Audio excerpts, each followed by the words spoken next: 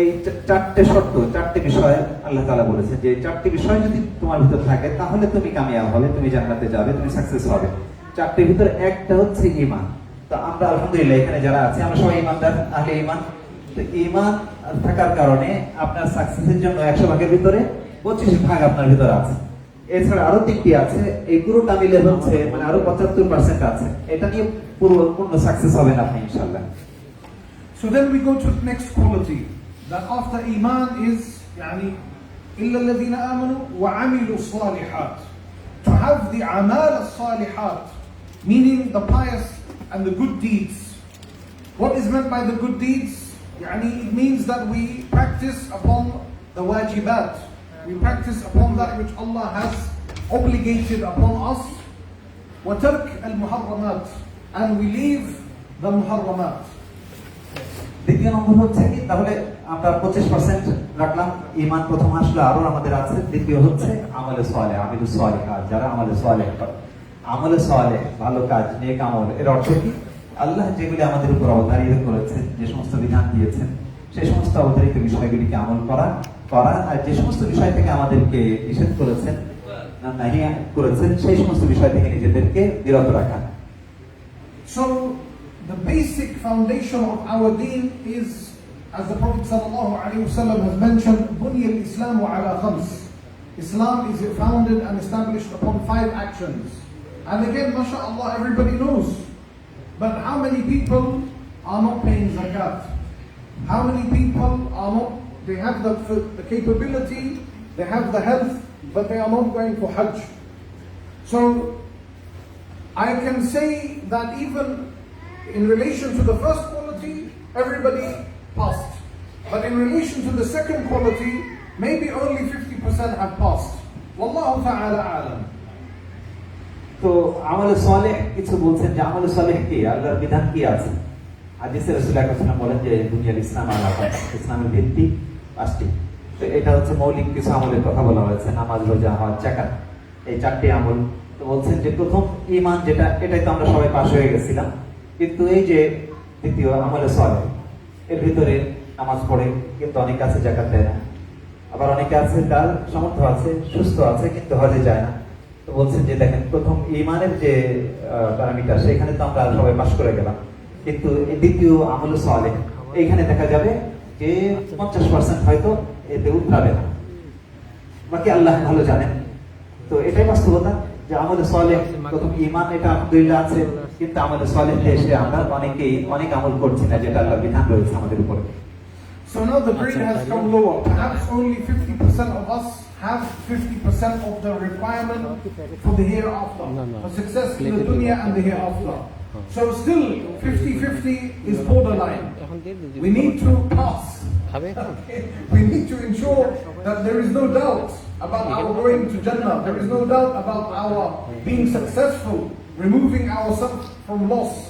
So then we need to go to the third quality that we need to have, and that is وَتَوَاصَوْا بِالْحَقِّ, that you as a believer must enjoin the haqq. What is the haqq? As the Mufassirin have said, the haqq is the book of Allah and the sunnah of the Prophet sallallahu alaihi wasallam. তো প্রথমটাই ঈমান, 4টির ভিতরে প্রথমটা, এটাই তো আমরা শতভাগ, কিন্তু দ্বিতীয়টাই আমলে সালেহ। এখানে আমাদের প্রত্যেকেরই অনেক কমজোরি এবং 50-50 আমল।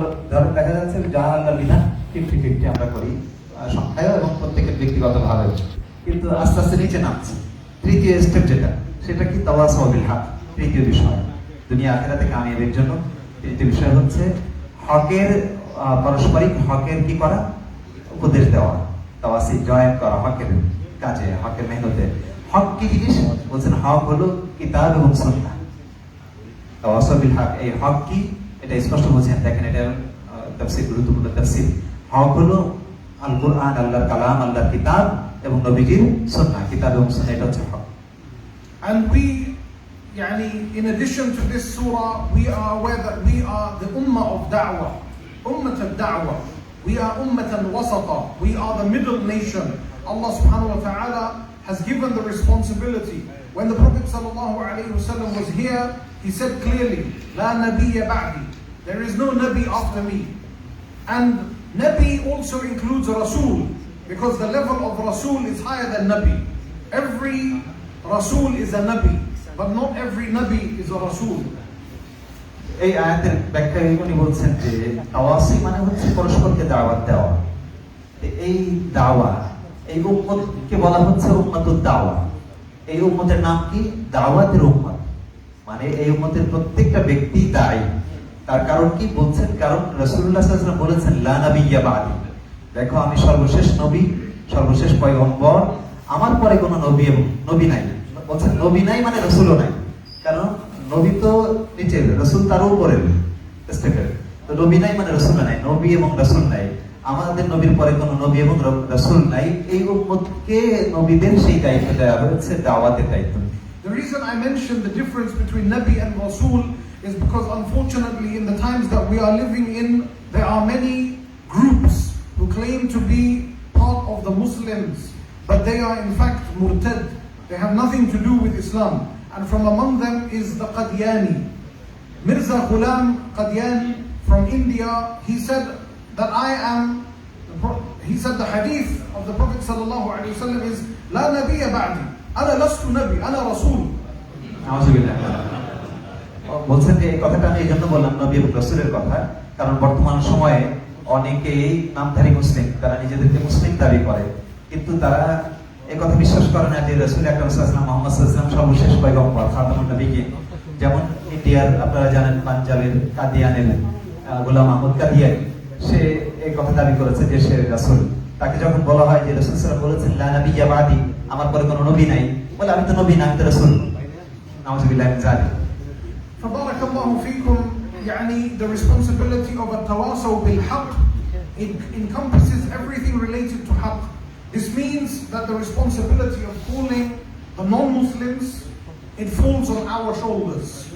Because we have agreed, all of us, that there is no Nabi after the Prophet sallallahu alaihi wasallam. Therefore, who is going to take the responsibility of calling these Koreans, these people who have welcomed you into their communities, have given you jobs? Is it not only fair?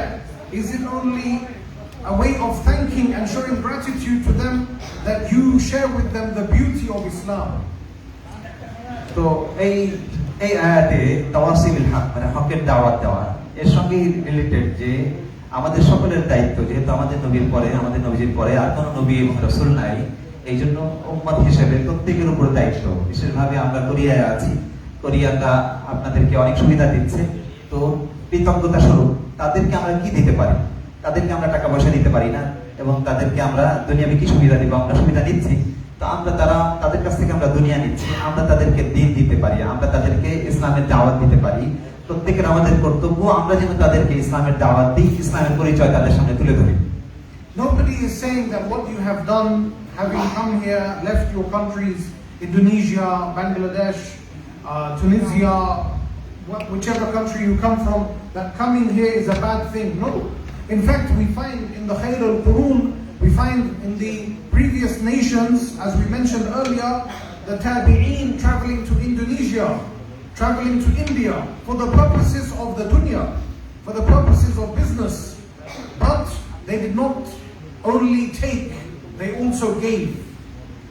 বলছেন আপনারা এখানে Indonesia থেকে, বাংলাদেশ থেকে, তিউনিসিয়া থেকে, বিভিন্ন দেশ থেকে এসেছেন কি জন্য? নেওয়ার জন্য, এখান থেকে টাকা উপার্জন করার জন্য, আর্ন করার জন্য। বলছেন দেখেন আমাদের সালাফ, তারা তাবিদের যুগে, বিশেষ করে সাহাবীদের যুগে তো আছেই, তারা বিভিন্ন দেশে, ইন্দোনেশিয়ায় গেছে, ইন্ডিয়ায় গেছে, চায়নায় গেছে, আফ্রিকায় গেছে, সারা দুনিয়ায় গেছে। তারা কি জন্য গেছে? তারাও দুনিয়া কামানোর জন্য গেছে। তারাও কি জন্য গেছে?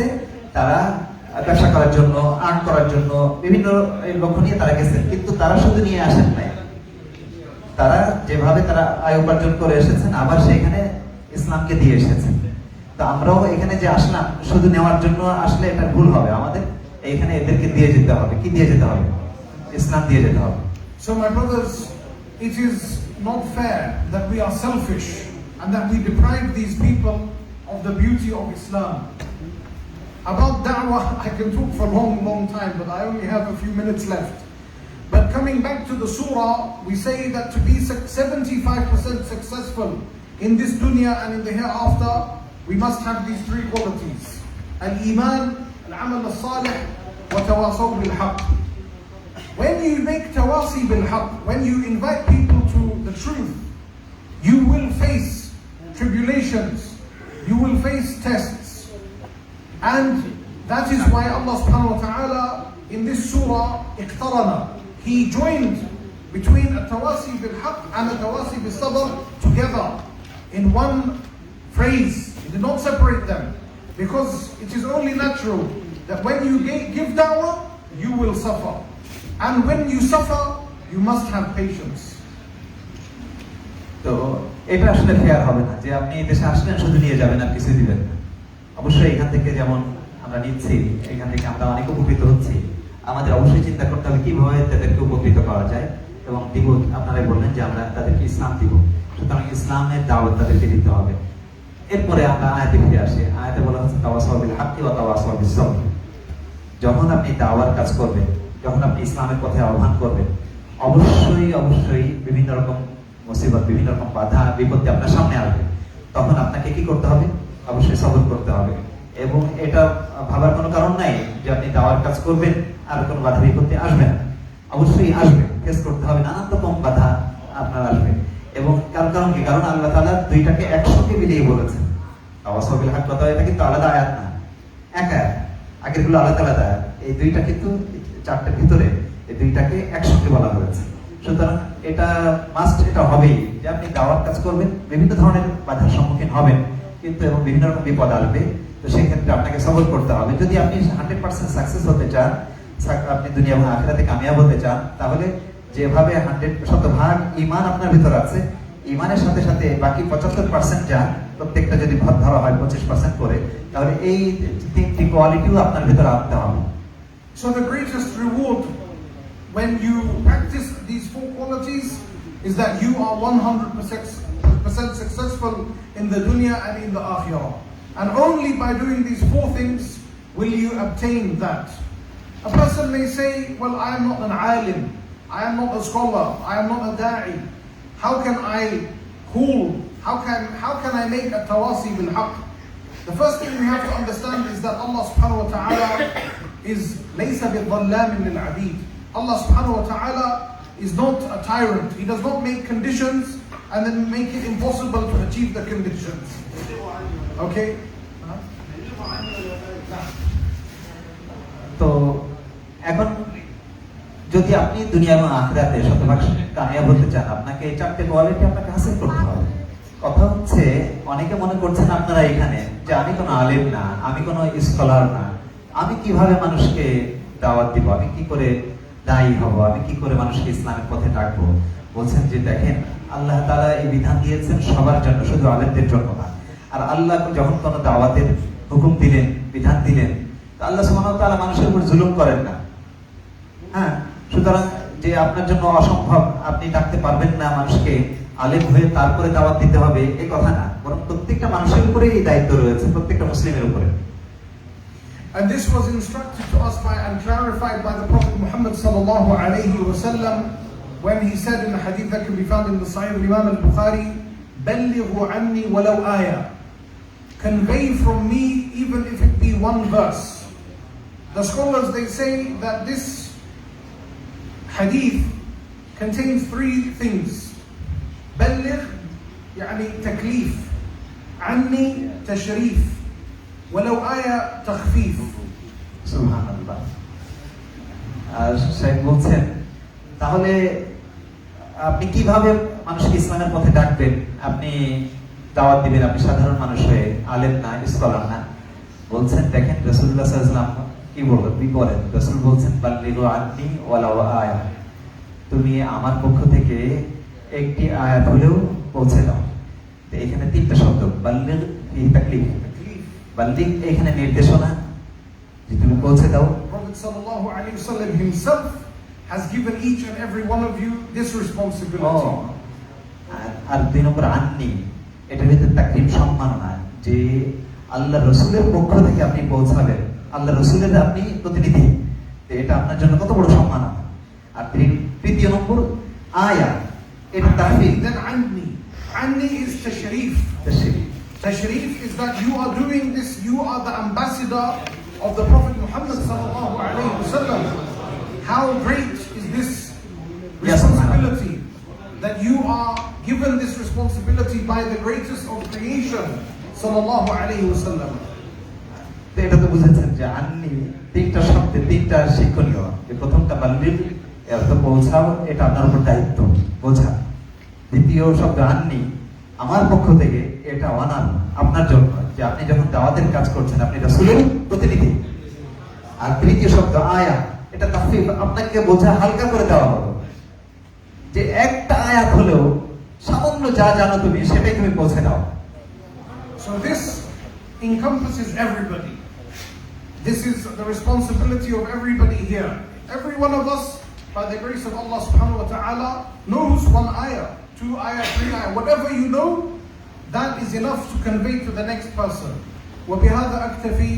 هذا وما كان من توفيق فمن الله وحده وما كان من خطأ أو سهو أو نسيان فمني ومن الشيطان. أعوذ بالله أن أكون جسرا تعبرون عليه إلى الجنة ويلقى به في النار. ثم أعوذ بالله أن أذكركم به وأنسى. وآخر دعوانا الحمد لله رب العالمين والسلام عليكم ورحمة الله وبركاته. আসলে শায়েখের ইংলিশটা এত ঝরঝরে যে আপনারা সবাই নিজেরাই বুঝেছেন, তারপরেও তাকরার হিসেবে আমি বললাম। যাই হোক, শেষের কথাটা বললেন যে এখানে যারা উপস্থিত আছেন সবাই অন্তত একটা দুইটা একটু জানা আছে নাকি? সবারই জানা আছে। সুতরাং আল্লাহর পক্ষ থেকে এটা সকলকেই জিম্মাদারি দেওয়া হয়েছে, সকলকেই এই দায়িত্ব দেওয়া হয়েছে। আপনারা সবাই আল্লাহর রাস্তার, আল্লাহর পথের দায়ী হয়ে যান ইনশাআল্লাহ। ইনশাআল্লাহ আল্লাহ তাআলা কবুল করেন। আর এখানে আমরা শেষ করছি ইনশাআল্লাহ। আজকের প্রোগ্রাম আমরা এখানেই শেষ করছি। শায়েখকে 1 ঘন্টা সময় দেওয়া হয়েছে, একদম 1 ঘন্টাতেই উনি কথা শেষ করেছেন। আগামীকাল ইনশাআল্লাহ সারাদিন ব্যাপী আমল আছে। সকালবেলায় দর্শে সামাইল আছে, শায়েখই ইনশাআল্লাহ সামাইলের দর্শ পরিচালনা করবেন। ওনার বিশেষত্ব মূলত হাদিসের দর্শ দেওয়া। আপনাদের সবার দাওয়াত রইল ফজরের পর। আজকে রাতে থেকে যারা এখানে থাকার ইন্তজাম আছে, আর যারা বাড়ি যাবেন তারা চলে আসবেন ইনশাআল্লাহ।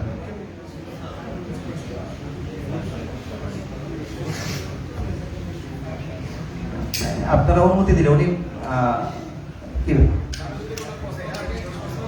আচ্ছা, আপনাদের দাওয়া বিষয়ে কারো কোনো প্রশ্ন থাকলে উনি প্রশ্ন উত্তর দিবেন। কারো কোনো প্রশ্ন থাকলে প্রশ্ন করতে পারেন।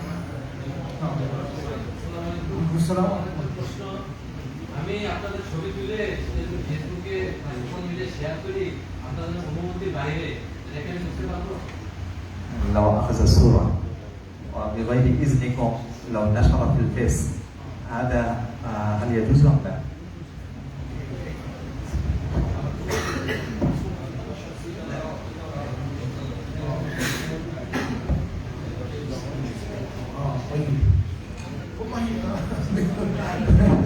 This question is actually not related so much to da'wah, it's more about fiqh. So the answer of Allah Ta'ala alam is it's better to seek the permission of the person, because some ulama do not permit sharing pictures or videos of them on public areas.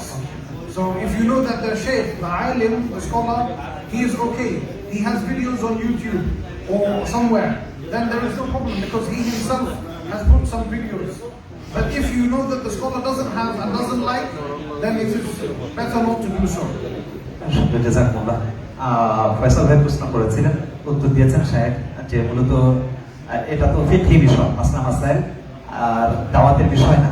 বাকি হ্যাঁ, দাওয়াতের একটা সংযোগ আছে। শায়েখ বলছেন যে অনেক স্কলার আছে, অনেক আলেম ওলামা যারা পছন্দ করেন না, যারা এই ছবি তোলা নাজায়েজ মনে করেন, তাদেরটা আপনি দিতে পারবেন না। আর যারা এটা জায়েজ মনে করেন, নিজেরা তাদের ইউটিউব চ্যানেল আছে, তারা এইভাবে দাওয়াতের কাজ করেন, তো তাদেরটা আপনি করতে পারেন। আর সবচেয়ে ভালো যদি আপনি অনুমতি নিয়ে করেন।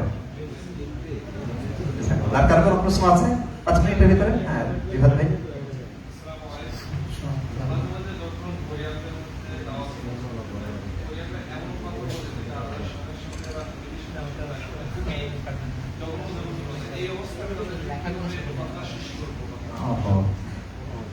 سؤال مهم، وهو في بعض الأحيان هو يذهب للدعوة مع الكوريين وهو يقول له ما لا يناسب بالله بذات الله وبذات الرسول، فكيف يعني يتكلم معه وكيف يختم الكلام معه؟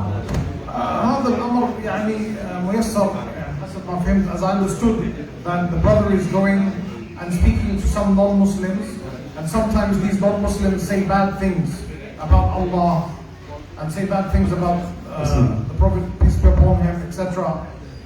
Well, the answer to this is that you are not responsible for them. Okay, you are not responsible. If you are going somewhere with the intention of da'wah, and the response is that people swear at you, swear at Allah, then you are not responsible. Yani, we have a statement in Arabic which is ناقل الكفر ليس بكافر. The one who is conveying a statement of kufr, he does not become himself a kafir. Okay, this is about someone who is quoting maybe an alim, a scholar in an article. But for da'wah, you do not know the people you are going to. Okay, if they swear at you, if they swear, the Prophet ﷺ, obviously when he went to Taif, when he went to the different Arabs, he did not know the response, what they will say. Okay, so however, if you know that these people that you are going to, they hate Islam, and they will say bad things about the Prophet Muhammad, peace be upon him, and about Allah, then it is better to leave them. It is better to leave them. And this is qiyasan, by analogy on the prohibition, where the Prophet ﷺ prohibited that we should take the Quran ila ardil adu, into the land of the enemy. Why? Because if we know that the enemy is going to get the Quran and is going to tear it and to desecrate it, okay, then we are forbidden to take it. But if we don't know, then it is okay. Wallahu ta'ala alam. সাহেব বলছেন যে আপনি যখন দাওয়াত দিতে গেলেন আর সে ইসলাম সম্পর্কে কোনো খারাপ মন্তব্য করলো, আল্লাহ সম্পর্কে, নবী সম্পর্কে কোনো খারাপ মন্তব্য করলো, এটার দায়িত্ব আপনার উপর বর্তাবে না, প্রথম কথা এটা। সুতরাং আপনি দাওয়াত দিবেন, যদি কোনো খারাপ রেসপন্স করে এটার কোনো দায়িত্ব আপনার নাই। দ্বিতীয় কথা হচ্ছে যেমন রাসূল আকরাম সাল্লাল্লাহু আলাইহি ওয়াসাল্লাম তায়েফে গেছেন, ওইখানে ভালো রেসপন্স পান নাই, রাসূল সাল্লাল্লাহু আলাইহি ওয়াসাল্লামকে রক্তাক্ত করেছে। সুতরাং দাওয়াত দিতে গেলে এরকম অনেক ঘটনা ঘটে। বাকি আপনি যদি জানেন কারো সম্পর্কে যে তার কাছে গেলে সে রাসূল সম্পর্কে খারাপ মন্তব্য করবে, আপনি তাকে ত্যাগ করেন, তাকে দাওয়াত দেওয়ার আপনার দরকার নেই। স্পষ্ট বুঝেন এটা? কারণ হচ্ছে এটা নিয়ম, দাওয়াতের একটা উসুল মনে রেখে। মানুষ তিন ধরনের আছে। এক ধরনের যারা নাকি গেলেই কবুল করবে, তাদের কাছে প্রথম যেতে হবে। দ্বিতীয় ধরন যারা গেলে কবুল করবে না কিন্তু মন্দ কিছু বলবে না, দ্বিতীয় স্তর তাদের কাছে যাবে। তৃতীয় স্তর যারা কবুলও করবে না, আবার উল্টা আপনাকে আক্রমণ করবে বা ইসলাম ধর্মের মন্তব্য করবে, তাদের কাছে সবার শেষে যখন এই প্রথম দুই শ্রেণী ইসলাম গ্রহণ করবে, তখন এর প্রভাব ওদের উপর ছড়িয়ে পড়বে। কাজেই আপনি অনেকে আছে ওই যে বেশি ইসলামের দুশমন, নবীজি সম্পর্কে খারাপ মন্তব্য করবে, সেইখানে আগে গিয়ে ওইখানে তো আপনার এখন যাওয়ার দায়িত্ব না। কত মানুষ আছে নিরীহ যারা এদিক বোঝে না কিছু এবং ওরকম খারাপ মন্তব্য করে না, তো ওদের কাছে আগে যাওয়া এটা একটা ভুল আপনার দায়ী হিসেবে। এদের কাছে আগে যাওয়া নিয়ম না, এটা দাওয়াতের উসুল না। এটা শাহেদ কাসেমিও বলতে পারবেন বিষয়টা। শাহেদ দানিয়া যেটা বললেন আমিও একমত এই বিষয়ে। যে আর উনি একটা দলিলও দিয়েছেন, সুন্দর, উনি একটা দলিল দিয়েছেন, এটা নিয়ে ভিন্ন মত থাকতে পারে, বাকি উনি যে দলিল দিচ্ছেন যে হাদিসে আছে যে তোমরা কোরআনে কারীম নিয়ে শত্রুর দেশে যেও না, যেখানে কোরআনে কারীমের অবমাননার সম্ভাবনা আছে। হতে পারে যে আপনি যুদ্ধক্ষেত্রে যাচ্ছেন, কোনো কাফেরের হাতে পড়লেন, আপনার হাতের সাথে কোরআন রয়েছে, সে কোরআন ছিঁড়ে ফেলতে পারে, অবমাননা করতে পারে, অপমান করতে পারে, তো এইখানে রাসূল নিষেধ করেছেন। আপনি যদি আপনার কোরআনকে রক্ষা না করেন, তাই না, আপনি মুসলিম হয়ে, তাহলে কে করবে? তো একইভাবে আপনি ইসলামের দাওয়াত দিতে গিয়ে নবীজির নামে কেউ গালি দিল, আপনার দায়িত্ব নাই, ঠিক আছে, কিন্তু আপনি কেন যাবেন ওইখানে আগে? এটা অন্যায়। অন্যায় না হোক, অন্তত শায়েখের মত হচ্ছে সেখানে না যাও।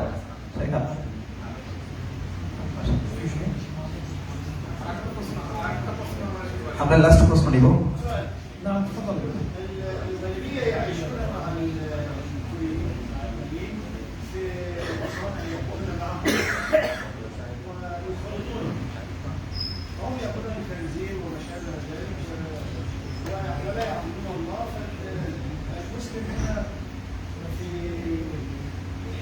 الكل يعني لا جمعة يكون فيها العمل لا يصلي في الجمعة في المسجد في العمل، وأيضا الطعام قد يضطر إلى أن يأكل معه. طبعا المحل لا يأكل المختلط أو المجتمع فيه، لكن يأكل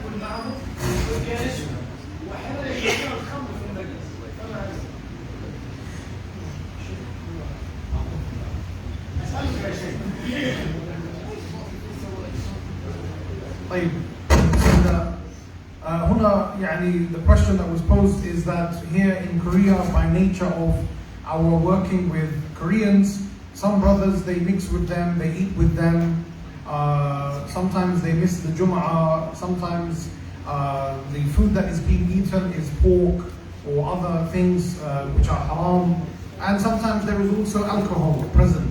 So what is the position here? So my answer to this, wallahu ta'ala alam, is that it is not permissible to miss Salat al-Jum'ah. And it's not permissible. One cannot make the excuse that I am engaged in da'wah, okay, and I am trying to bring the Koreans closer to Islam. This is why I need to miss my Jum'ah. No, this is not a valid excuse, number one. Number two, if that was what the brother meant. Number two, there is no problem eating with Koreans or with any other religion as long as a person is eating halal. If they are eating, for example, noodles, and you know that the noodles are made of rice and soup or something, it is halal, then no problem. But if they are eating something haram, we cannot eat haram with them. And if they are drinking alcohol, we cannot sit with them. We have to tell them that I am a Muslim, I cannot sit with you while you are drinking alcohol. Okay? Please finish your drinking alcohol. I will go for 5-10 minutes or something, I will come back. We must hold on to our Muslim identity.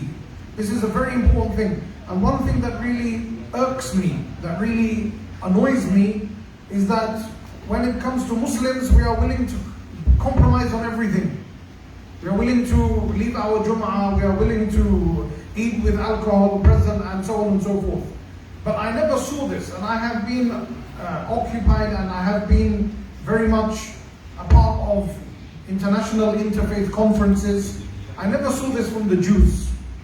The Jews, they will always be very hard about their religion. This is my religion, and I will do this. And others, the other people have learned to respect them because they respect themselves.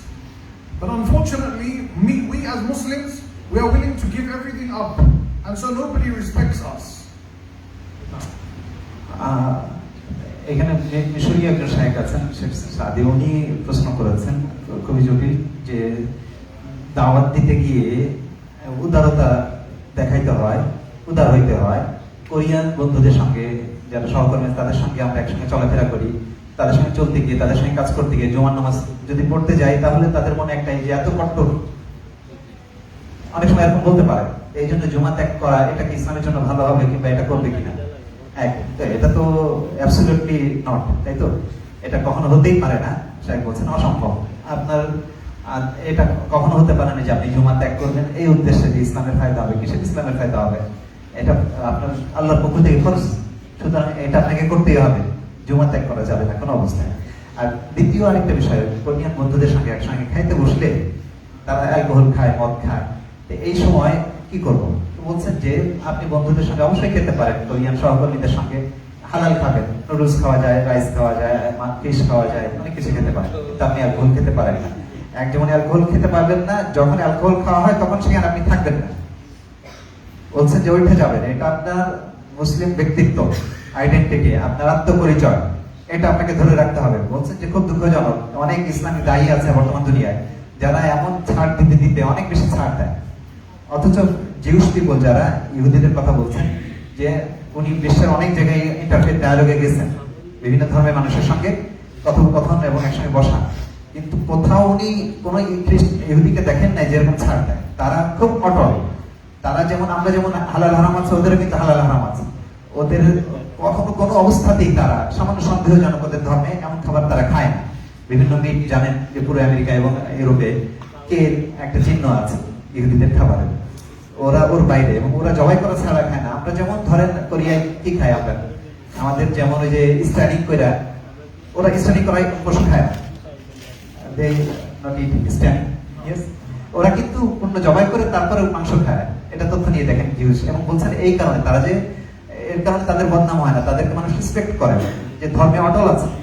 তা আমরা যদি আমাদের ইসলামী বিধানে আমরা অটল থাকি, মানুষ আপনার বদনাম করবে না, আপনার সম্মান পাবে। আপনি এটা মনে করেন না যে ইসলামের বদনাম হবে।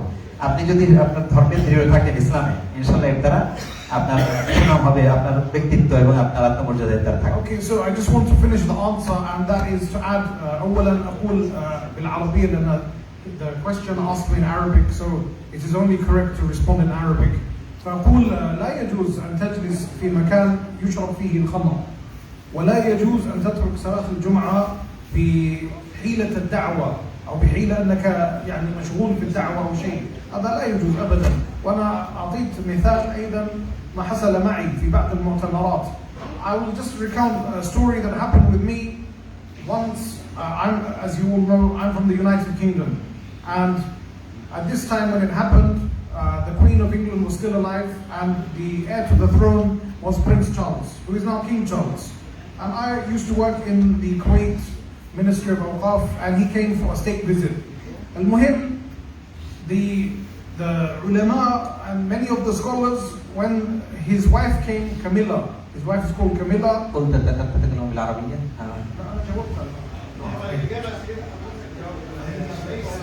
الدعوة العمل في كوريا لا اجازه يوم الجمعه.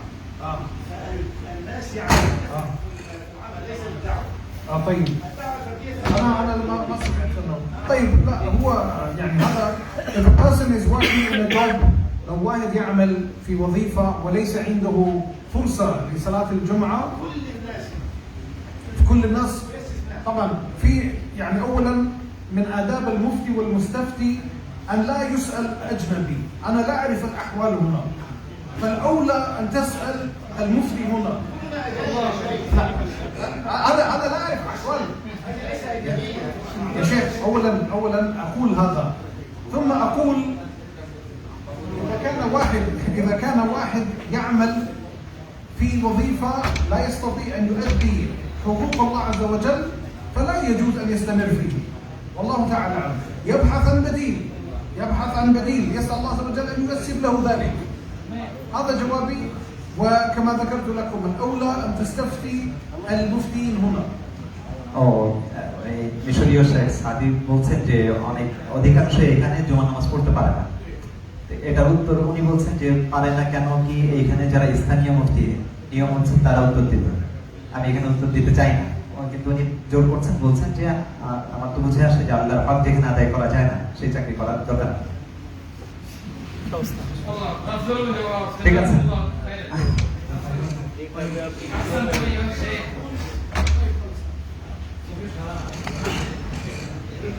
আরেকটা আচ্ছা ঠিক আছে। দর্শের সময় সকালবেলা আসার সময় সবাইকে অনেক ধন্যবাদ এই আজকের এই প্রোগ্রামে আসার জন্য। আমাদের প্রোগ্রাম ইনশাআল্লাহ কন্টিনিউ করবে। তো আজকের এই সেকেন্ড সেশন আমরা সমাপ্তি ঘোষণা করব, কিন্তু থার্ড সেশন আমাদের আছে, আপনাদের জন্য খাওয়ার ব্যবস্থা আছে।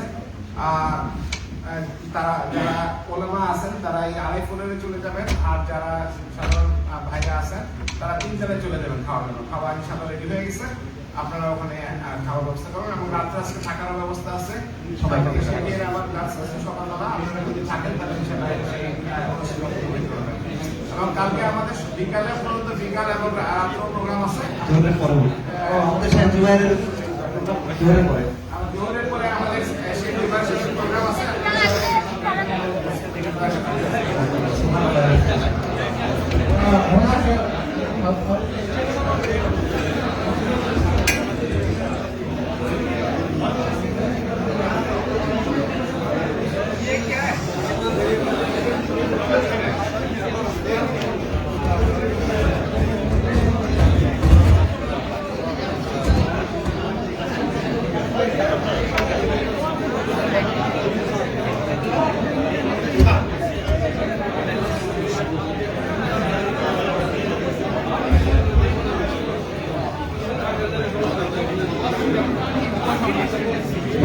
উপস্থিতি